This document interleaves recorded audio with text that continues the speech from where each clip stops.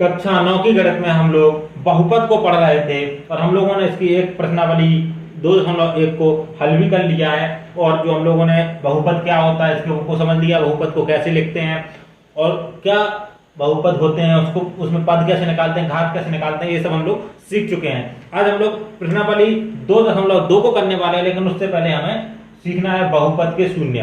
प्रश्नावली 2.2 में यही सारे सवाल हल करने हैं, लेकिन उससे पहले हमें इसका मतलब समझना है कि बहुपद के शून्य का मतलब क्या है। तो यहाँ पे मैं एक कोई भी बहुपद ले लेता हूँ, जैसे कि बुक में एग्जाम्पल दिया है, या फिर कोई भी एक आप एग्जाम्पल ले लेते हैं, उदाहरण ले लेते हैं। जैसे कि मैंने आपको बताया था कि बहुपद को कैसे रिप्रेजेंट करते हैं। हम कोई अक्षर ले लेते हैं, P या F ले सकते हैं, उसकी ब्रैकेट में X लिखते हैं, मतलब ये बहुपद किसका है, X का बहुपद है। इसमें जो भी अक्षर आएंगे उसमें या तो संख्या होगी और जो चर होगा वो क्या होगा, x होगा। तो कोई भी बहुपद ले लेते हैं, 4x³ x की घात 3 प्लस 3x² प्लस 7x, कोई भी बहुपद ले लीजिए, प्लस 2। ये हमने बहुपद ले लिया। जरूरी नहीं कि हम इतना बड़ा बहुपद देते, छोटा भी ले सकते थे। अब इस बहुपद में हम क्या चाहते हैं कि अगर हम x का मान, मैंने बताया था ना x का मान कुछ भी हो सकता है, तो x का मान हम कुछ भी रख सकते हैं। x का मान 1 रख दें, 2 रख दें, 3 रख दें, हमारी मर्जी। तो x का मान अभी हमें नहीं पता, लेकिन हम x का मान निकालना भी सीखेंगे। अभी हम लोग अपने मन के लिए x का मान रख देते हैं 1, या x का मान रख देते हैं, तो यहाँ पे हम रख देते हैं x बराबर 1। यहाँ पे आप लिख सकते हैं x बराबर, आपको एग्जाम में ऐसे लिखना है, x बराबर 1 रखने पर। जब भी आप एग्जाम में जो आपके पेपरों में लिखते हैं ना, तो आपको बिल्कुल ऐसे लिखना है जैसे आप उन लोगों के लिए लिख रहे हैं जिनको बिल्कुल भी सवाल नहीं पता कि कैसे हल करना, तो उनको सहज चीज दिखनी चाहिए कि सवाल हल कैसे किया गया है। जैसे मैंने यहाँ लिख दिया x बराबर 1 रखने पर, या फिर यहाँ पे आप लिख सकते हैं बहुपद में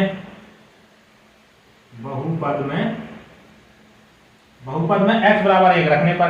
तो बहुपद में x बराबर 1 रखेंगे तो क्या हो जाएगा, p x की जगह क्या आ जाएगा 1, तो p की जगह 1 रख दिया, और यहाँ भी 1 रखेंगे तो यहाँ आ जाएगा कितना 4। अब जब भी देखिए कोई भी कुछ नहीं बना है, साथ में लिखा है 4x लिखा है, इसका मतलब क्या है, इसका गुणा हो रहा है। तो चाहे तो आप गुणा को बिंदी से लिखिए, या फिर आप ऐसे गुणा, अगर आपको आदत नहीं है तो अभी आप ऐसे गुणा करते रहिए। जब आप 11-12 में जाएंगे तब तक आपको बिंदी लगाने की आदत हो जाएगी, क्योंकि यहाँ पे बार-बार गुणा लिखना बहुत अजीब लगता है। अब यहाँ पे x का मान कितना रखना है, 1 रखना है, 1 की पावर 3 प्लस 3, और यहाँ पे कुछ नहीं है तो यहाँ पे क्या करना है, गुणा किसका, x की जगह क्या रखना है, x की जगह 1 और x की घात 2। अच्छा, ये ब्रैकेट लगा रहा हूं मैं, कोष्टक लगा रहा हूं, आप कोष्टक नहीं भी लगाएंगे तब भी कोई दिक्कत नहीं, मैं इसलिए लगा रहा हूं ताकि आपको समझ में आए कि घात है। तो अगर आप ऐसे ब्रैकेट लगाते हैं तो ज्यादा अच्छा लगता है, नहीं भी लगाएंगे कोई दिक्कत नहीं है। यहाँ पे 7 गुणे x की जगह क्या रखना है 1 प्लस 2, तो इसका मान क्या आ जाएगा, इसका देखिए 1 की घात कितनी भी हो कितना आएगा, 1 ही आएगा, क्योंकि 1 का गुणा कितने बार, 1 का गुणा 3 बार करिए कितना आएगा, 1 आएगा। अब यहाँ पे 1 का गुणा 2 बार करिए तब भी क्या आएगा, 1 आएगा। तो 1 की घात कुछ भी हो 1 ही आता है। 4 1 की घात, यहाँ पे बचेगा 1 प्लस 3 1 की घात 1 प्लस 7 गुणा 1, तो 7 ही बचा प्लस 2। अब देखिए मैं सारी चीजें आपको जब ऐसे ही लिखने बराबर कितना बचा, 4 प्लस 3 प्लस 7 प्लस 2। अब इसको जोड़ दीजिए, 4 3 7 7 दूनी 14 और 2 16। अब यहाँ पे अगर आपसे बोला जाए P ऑफ 1 का मान कितना आया, P ऑफ 1 का मान, इसको बोलते हैं P ऑफ 1, कितना आया 16 आया, ये आपका आंसर हो जाएगा। ठीक है, ऐसे ही आप यहाँ पे x बराबर 2 रख के कर लीजिए, x बराबर 3 रख के कर लीजिए। तो मैं एक एग्जाम्पल और ले लेता हूँ, x बराबर, इसी में x बराबर 2 रख के देख लेते हैं ना, इसी सवाल को x बराबर 2 रख के देख लेते हैं। x बराबर 2 रख देते हैं, x बराबर 2 रखेंगे तो क्या आएगा, p ऑफ, अब क्या हो जाएगा, p ऑफ 2 हो जाएगा। p ऑफ 2 कितना आएगा, 4 गुणे x की जगह कितना रखना है 2, 2 की घात 3 प्लस 3 गुणे x की जगह 2 घात 2 प्लस 7x की जगह 2, यहाँ पे गुणा है, प्लस 2। अब इसका मान रखेंगे 4, और यहाँ पे 2 की घात 3 कितना हो जाएगा, तो आप चाहें तो यहीं पे कर लीजिए, 2 गुणे 2 गुणे 3 बार लिख दीजिए 2 को, या फिर आप यहाँ पे बगल में कहीं भी कर लीजिए, 2 गुणे 2 गुणे 2 कितना हो जाएगा 8, तो यहाँ पे गुणा 8 प्लस 3 गुणा 2 दूनी 4, या 2 की घात 2 कितना हो जाएगा 4 प्लस 7 दूनी 14, चाहे आप गुणा कर लीजिए या एक साथ 14 प्लस 2।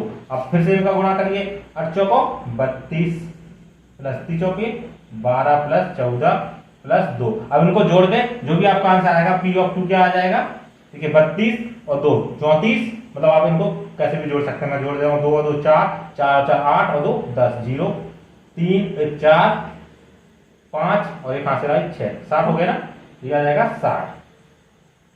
P of 2 60 आ गया। तो ऐसे हम कई मान रखते जाते हैं, कई मान रखते जाते हैं। अब अच्छा एक और सरल सा उदाहरण ले लेते हैं, सरल सा उदाहरण ले लेते हैं ना। ऐसे ऐसे आप कई उदाहरण ले सकते हैं। आपको प्रश्नावली करने से पहले सारे के सारे उदाहरण लगाने हैं, जो कि मैं हर बार बोलता हूँ, उदाहरण बहुत जरूरी होते हैं। उदाहरण से आपको समझ में आता है कि करना क्या है, कैसे क्या करना है। चलिए अगला क्वेश्चन हम लोग देख लेते हैं। अब हम चलिए एक रूट वाला हम ले लेते हैं, जो कि यहाँ पे क्वेश्चन दिया हुआ है क्यू ऑफ वाई। अच्छा यहाँ पे इसको लेना क्यों जरूरी है अभी मैं समझाता हूँ आपको।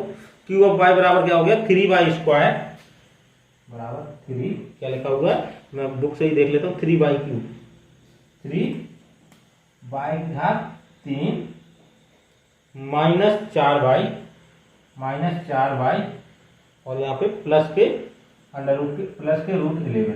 अब यहाँ पे देखिए, यहाँ पे बाय, यहाँ पे देखिए, यहाँ पे हमने ले लिया क्यू, तो आप चाहे तो पी ले लें, क्यू ले लें, कोई फर्क नहीं पड़ता।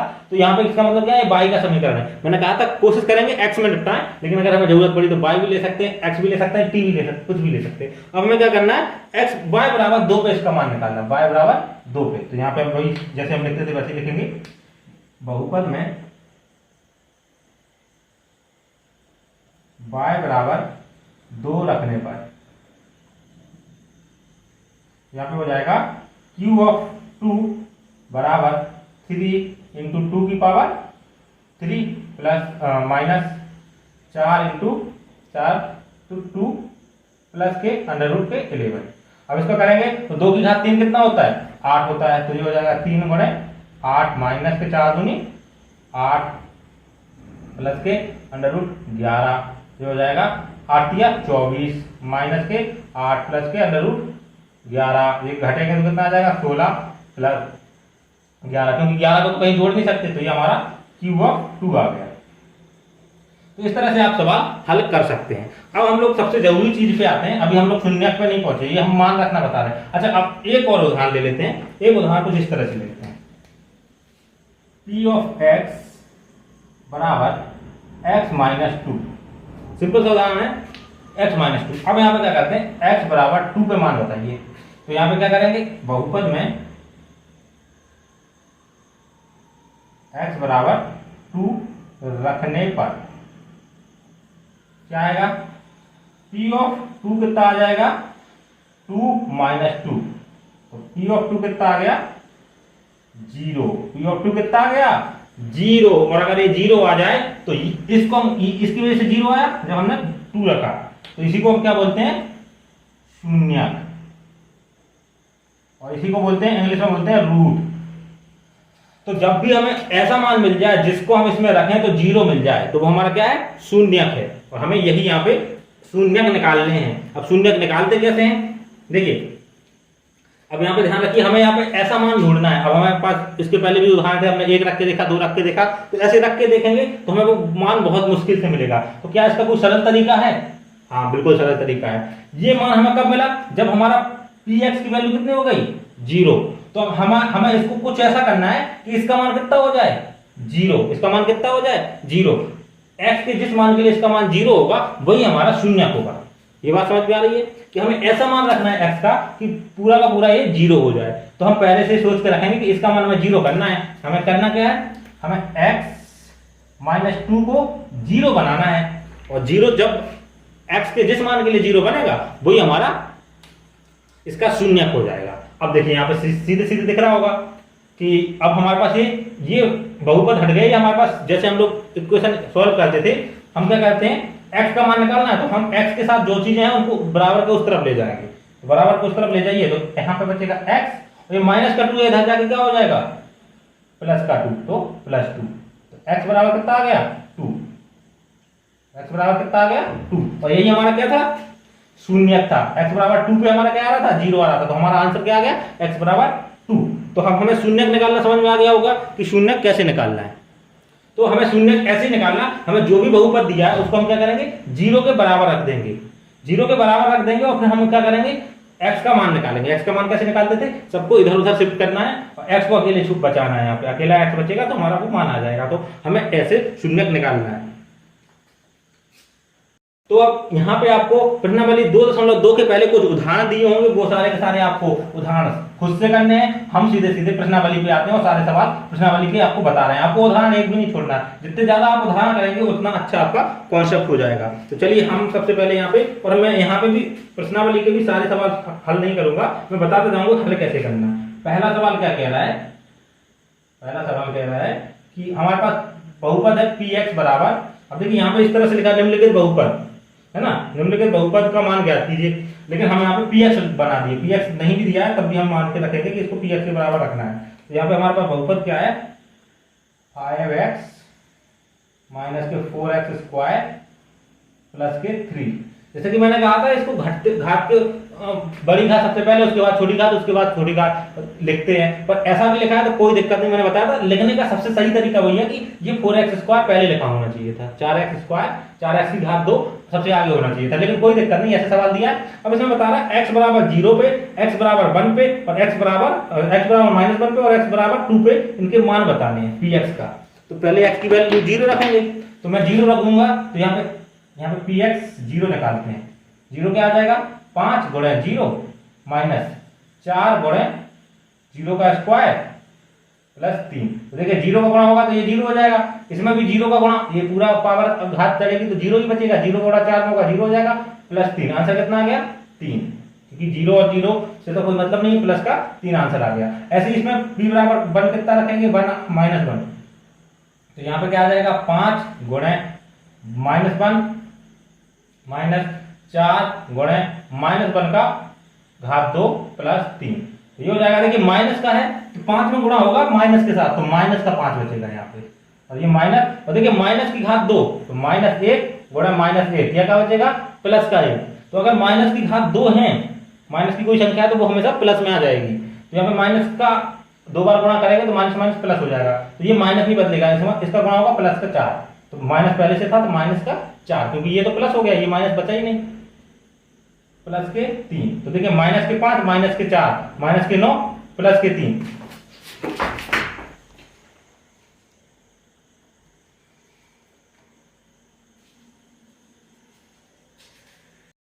माइनस के 9 प्लस के 3, माइनस के 9 प्लस के 3 बराबर माइनस के 6, ये हमारा आंसर हो जाएगा। ऐसे ही आपको x बराबर 2 रख के कर लेना है। अब हम दूसरा क्वेश्चन देखते हैं। पहला क्वेश्चन आपको ऐसे 2 रख के भी कर लेना है। तीसरा क्वेश्चन, दूसरा क्वेश्चन हम लोग देखते हैं। क्वेश्चन नंबर 2 क्या कह रहा है, क्वेश्चन नंबर 2 कह रहा है निम्नलिखित बहुपदों में से प्रत्येक के लिए p0 निकालना है, p1 निकालना है, p2 निकालना है। तो इनमें से मैं कोई भी एक क्वेश्चन कर दे रहा हूं, बाकी सब आप कर सकते हैं। यहाँ पे x दिया है, y में भी दिया है, t में भी दिया है, तो मैं क्या करता हूं, मैं सबसे लास्ट वाला कर देता हूं। चलिए मैं इसको कर देता हूं पहले। तो p ऑफ t बराबर यहाँ पे दिया 2 plus t plus 2t square minus t cube. अच्छा यहाँ पे एक बात ध्यान और रखिए, आप ऐसे भी लिखेंगे तब भी ठीक है, मतलब घात को या तो घटते हुए क्रम में लिखें या बढ़ते हुए। यहाँ पे घात नहीं है, यहाँ पे t की घात 1, t की घात 2, t की घात 3, ऐसे भी आप लिख सकते हैं। तो यहाँ पे सबसे पहले हम कोई भी एक वैल्यू उठा लेते हैं, p बराबर 1 रखते हैं। p बराबर आप 0 रख ही लेंगे, मैं 1 करके बता दे रहा हूँ। p बराबर रखेंगे तो यहाँ पे आ जाएगा 2, यहाँ पे t की जगह क्या रखना है, 1 प्लस 2, t की जगह क्या रखना है, 1 की घात 2, माइनस t की जगह कितना रखना है, 1 की घात 3। ये हो जाएगा 2 प्लस 1 प्लस 2 प्लस माइनस का 1, तो ये -1 प्लस 1 कट जाएगा, 4 बचेगा। तो इस तरीके से अब आप 0 रख के देखेंगे, एक बार 0 0 रख के, एक बार 2 रख के देखेंगे। एक क्वेश्चन और मैं कर दे रहा हूं, एक अगला क्वेश्चन है। अब यहाँ पे आप ये ध्यान रखिए, x है, y है, z है, उससे कोई मतलब नहीं, यहाँ पे हम जो भी वैल्यू है वो रखनी है। तो अगला क्वेश्चन है p ऑफ x बराबर x माइनस 1 x प्लस 1। इसमें क्या रखना है, मान लीजिए हम इसको रख देते हैं, 1 को रख देते हैं, है ना। p ऑफ 1 कितना हो जाएगा, यहाँ पे x की 1 माइनस 1 और यहाँ पे 1 प्लस 1, ये हो जाएगा पूरा 0 0 गुणा 2 बराबर 0। अब अगर हम यहाँ पे, चलिए ये हो गया, अब हम यहाँ पे 2 रख के देख लेते हैं। p ऑफ x बराबर क्या था, x माइनस 1 x प्लस 1। इसमें 2 रखते हैं, तो पी ऑफ 2 क्या हो जाएगा, आपको लिखना बस ये है बहुपद में x बराबर 2 रखने पर, लेकिन मैं यहाँ बार बार नहीं लिख रहा हूँ क्योंकि मैं सारे सवाल कर रहा हूँ ना। तो यहाँ पे आ जाएगा 2 माइनस 1, 2 प्लस 1, तो ये हो जाएगा 1 और ये हो जाएगा, जब कोष्टक दो कोष्टक हो तो उनका मतलब होता है उनके बीच में गुणा हो रहा है, तो ये हो जाएगा 3, तो आंसर आ जाएगा 3।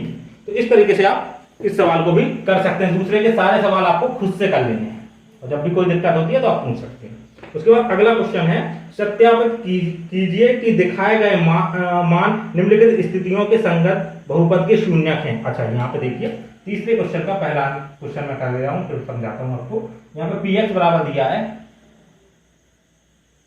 3x प्लस का 1 सच दैट x बराबर माइनस का 1/3।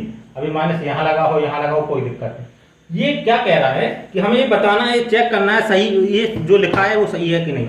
ये इसका मतलब है कि ये कुछ सवाल है उसका शून्यक यानी कि रूट ये है कि नहीं है। x बराबर -3/4 रखने पर इसमें 0 मिलता है कि नहीं मिलता है। तो इसके दो तरीके हैं। पहला तरीका कि आप जो भी मान दिया उसको रख के देख लीजिए। तो यहाँ पे मैं पहला तरीके से कर रहा हूँ, p बराबर -1/3 रख के देखते हैं। तो x की जगह 3 गुणा इसकी जगह क्या रखना है, माइनस का 1/3 प्लस का 1। अब इसको हल करेंगे 3 और ये माइनस का गुणा होगा तो माइनस बाहर आ जाएगा, है ना, माइनस बाहर आ गया, गुणा 1/3 प्लस का 1, ये हो जाएगा 3 से 3 कट जाएगा, बचेगा माइनस का 1 प्लस का 1 बराबर 0। माइनस और प्लस का कैंसिल हो जाएगा 0।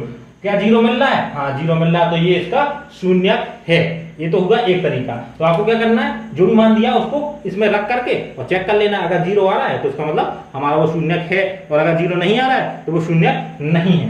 अब दूसरा तरीका क्या है वो भी हम समझ लेते हैं। अब दूसरा तरीका ये होता है, हमें क्वेश्चन दिया हम इसका शून्यक निकाल लेंगे, हम उसका उल्टा करेंगे, शून्यक निकाल लेंगे, फिर चेक करेंगे जो हमारा शून्यक आ रहा है और जो दिया है वो सेम एक जैसा है या नहीं।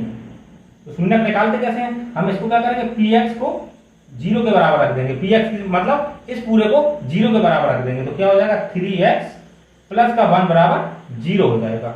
हमें वही तो करना है कि हमें 0 जिस पे 0 मिल जाए वही हमारा आंसर है, तो हमें इसको 0 मान लेना है पहले से।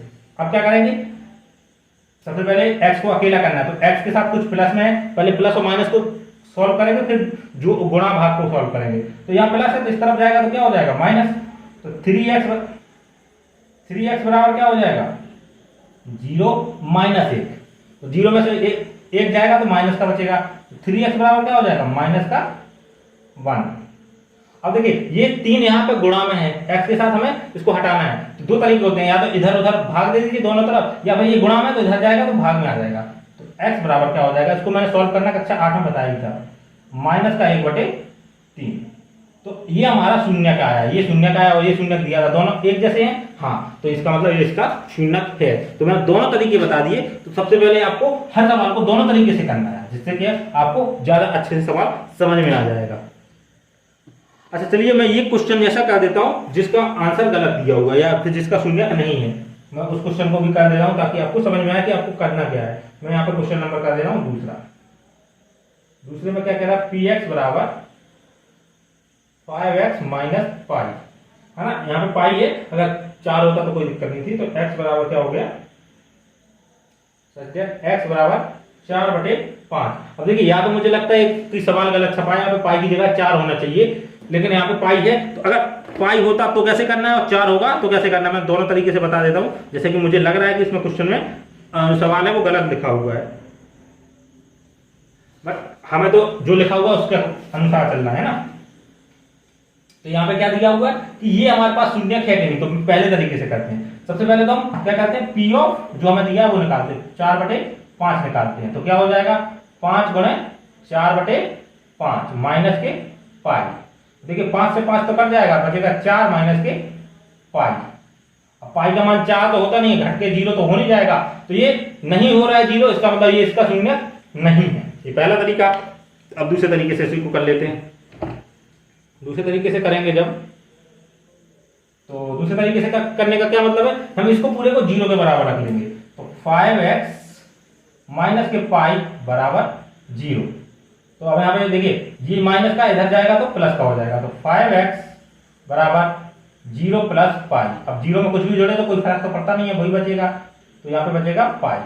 अब देखिए 5 गुणा में इधर जाएगा तो क्या हो जाएगा भाग में, तो x बराबर π/5, ये हमारा आंसर हो जाएगा। लेकिन हमारा आंसर क्या दिया यहाँ पे 4/5, यहाँ पे आना क्या चाहिए π/5, यानी कि ये इसका शून्यक नहीं है। तो ऐसे ही आपको तीसरे प्रश्नावली के तीसरे सवाल के चारों पांचों जो भी क्वेश्चन है वो सब ऐसे ही आपको कर लेने हैं। यहाँ पे 8 क्वेश्चन दिए हुए हैं, तो ये 8 के 8 आपको सवाल कर लेने हैं। अब यहाँ पे क्वेश्चन नंबर 4, चौथा क्वेश्चन हम लोग कर लेते हैं।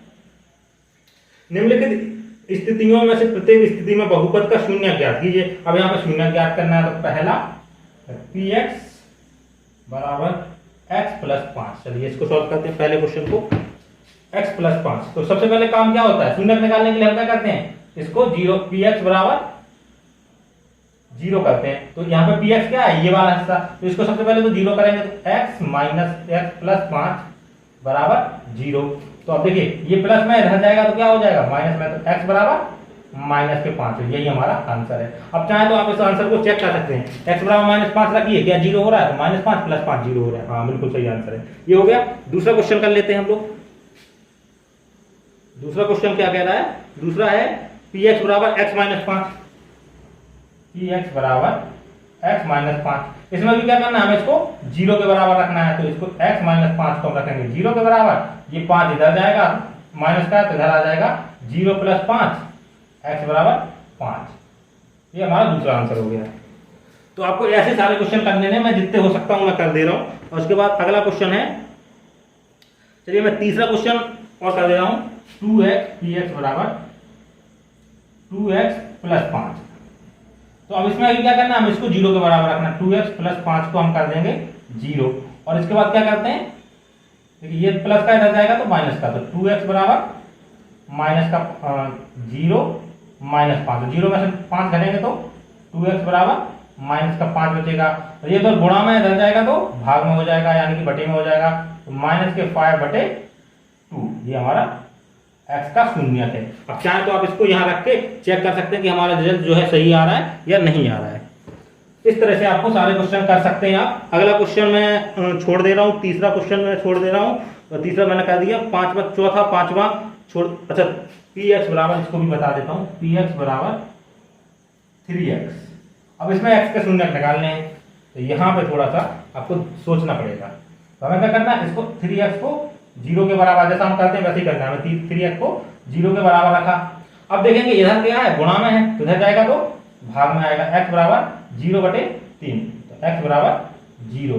तो जरूरी नहीं है कि x का शून्य 0 ना हो, 0 भी हो सकता है, कुछ भी हो सकता है। तो x का शून्य क्या है, इसमें 0 है। और यहाँ पे ये हो गया। अब अगला क्वेश्चन कर लेते हैं हम। अगला क्वेश्चन आपको खुद से करना है, ax है, तो ax बराबर, तो यहाँ पे वो आप खुद से कर लेंगे, इसमें भी x की वैल्यू 0 आएगी। अच्छा ये क्वेश्चन मैं कर देता हूँ, ये अच्छा क्वेश्चन है। px बराबर क्या दिया है, cx + d, cx + d। अच्छा यहाँ पे एक बात और बोली गई है कि c और d 0 नहीं है। अब यहाँ पे लिखा है c ≠ 0 और d ≠ 0, इसका मतलब होता है कि ये c भी 0 नहीं है और d भी 0 नहीं है, ये हमेशा रहेगा ही। लेकिन अभी आपको इसको समझने की जरूरत नहीं, हम आगे इसको समझेंगे कि ऐसा क्यों लिखा रहता है। अब हम इसको क्या करेंगे, 0 के बराबर रखेंगे, तो cx + d बराबर 0।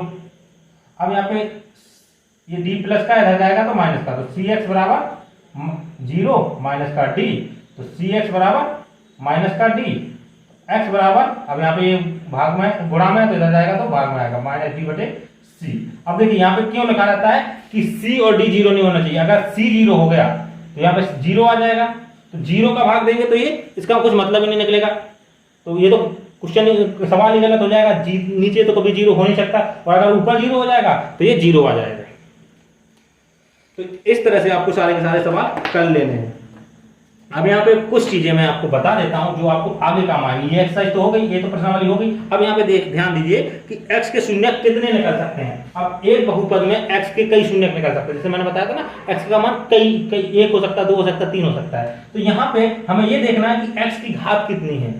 x की घात जितनी होगी, अगर लीनियर है, x की घात 1 है +1, तो इसमें शून्य कितने निकलेंगे, 1 निकलेगा। क्या उसका आंसर क्या आएगा, यहाँ पे -1 आएगा।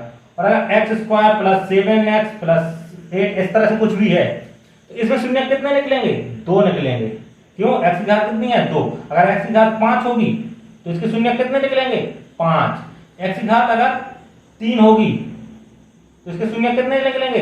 3। अब ये जरूरी नहीं है कि 5 जो हो वो 5 अलग अलग हो सकता है एक ही निकले, लेकिन ज्यादा से ज्यादा कितने निकलेंगे? 5। अब एक ही निकला इसका मतलब क्या है कि 5 शून्य हैं लेकिन पांचों एक जैसे हैं। तो इनको आप आगे पढ़ेंगे, बस इतना ध्यान रखिए कि x की ज्यादा से ज्यादा जितनी घात होगी उतने ज्यादा शून्य निकलेंगे। तो आपको प्रश्नावली 2.2 आप खुद से कर लेंगे, उसके आगे हम लोग अगले वीडियो में शेष फल प्रमेय को डिस्कस करेंगे और प्रश्नावली 2.3 को करेंगे।